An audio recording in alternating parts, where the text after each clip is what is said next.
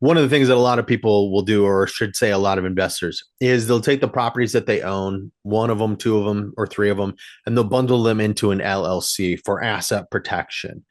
Sometimes those LLCs will even be in the name of a trust or held by a trust. Hmm. Right. So when somebody's setting those entities up, how would you recommend that they set up their insurance? Well, the insurance company cares very much about who the owner of the policy is and of the property.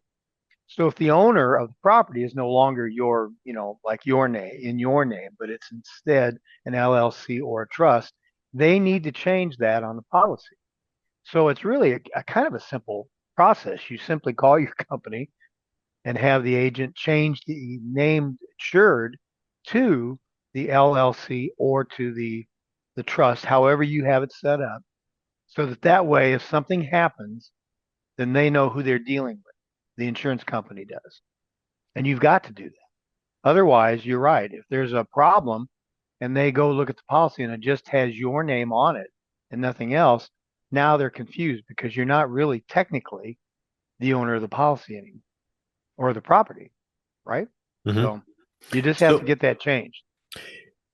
now, one of the reasons that a person would put the property into an LLC or a trust is for the anonymity of it, um, the ability to have that veil of secrecy as to who actually owns the property, and it's essentially an asset protection type Right, thing.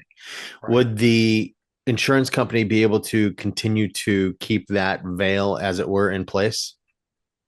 Yeah, they're not going to show now within the inner workings of the insurance company. They're going to have your information initially, but that doesn't show up on any paperwork or anything legal anywhere. It's Okay. only going to show the way you have it. Okay. So What about are there additional costs for an LLC or any kind of entity at all besides just no, a personal person? Are there any additional costs that come along with putting that property or that LLC into or being having that person or entity be the insured? no, typically they don't. No, companies don't charge for that. Okay. So basically, I can reach out to you and I can shop those policies the exact same as if I were an individual. Right, that's correct. Okay.